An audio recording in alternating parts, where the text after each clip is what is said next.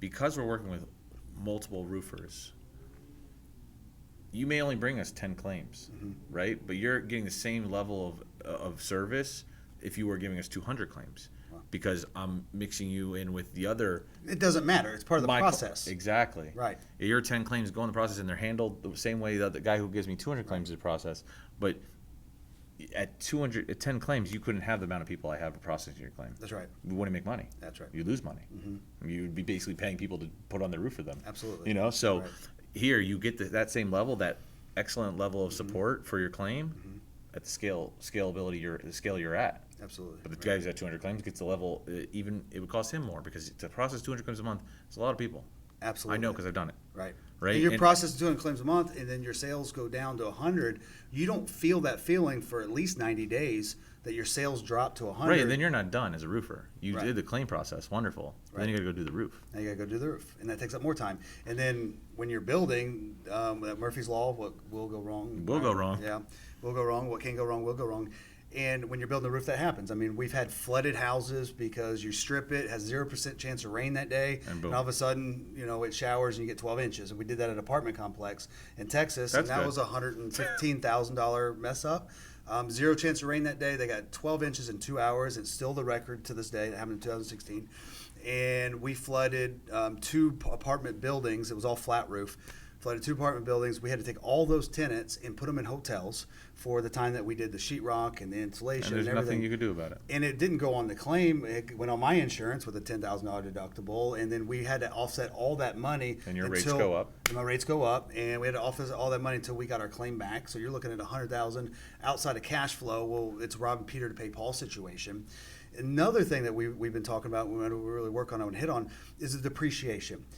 I know at my roofing business, there's several times that we've incurred over $500,000 in accounts receivable, and you're constantly chasing that money. The roof is done, everything's completed.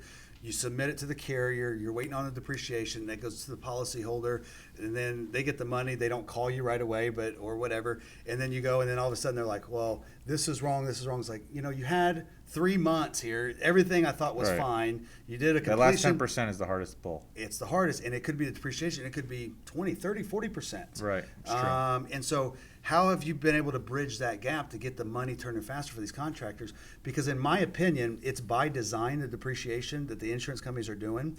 And because that is the To sole suffocate reason you? for a contractor. That is the reason why contractors go out of business. It's not that they scam artists, in my opinion. Now there are some. They out put there. themselves out of business. Is the scam artists will go out there and they're looking to do the prey, right? But by and large, people, entrepreneurs, they have good intent, they have good heart, and they're really wanting to do the right job and do it really well because it's a career and they're going to do They're it just for a long trying to do it time. at scale. Trying to do it at scale. And they're building and everything's fine, the cash flow is fine. Well, now the depreciation takes so long to come in, so it becomes a robbing Peter to pay Paul situation where you get an ACV check, and that's supposed to go to the materials for that person, right? But it's going to pay employees. It's going to pay employees or going to pay supply bills, or and so now you're doing this, and then you're like, okay, well, my accounts receivable is at $500,000. I've got the funds available, I just don't have them right now, so it will catch up, right? Yeah. When it never Really does, does. because then you have a customer owe you $20,000, they nitpick it and they don't want to pay you. Then you take that on the chin, and you do that a couple times, and that hurts, and then there's some backlog, and so it's the timing issue. Depreciation is just horrible. So have you been able to speed up the depreciation part of things, so when that roof is completed, there's money in hand pretty quickly? So I think it again goes back to the what we were talking about before, about how we insure and help to get the contractor the loss rate down, right? So loss rate is almost an accepted variable now at this point in the roofing industry. You sign up 100, lose probably 50% of them, and great, we did 50 roofs. Right. That's almost an accepted variable. And it might not be that high.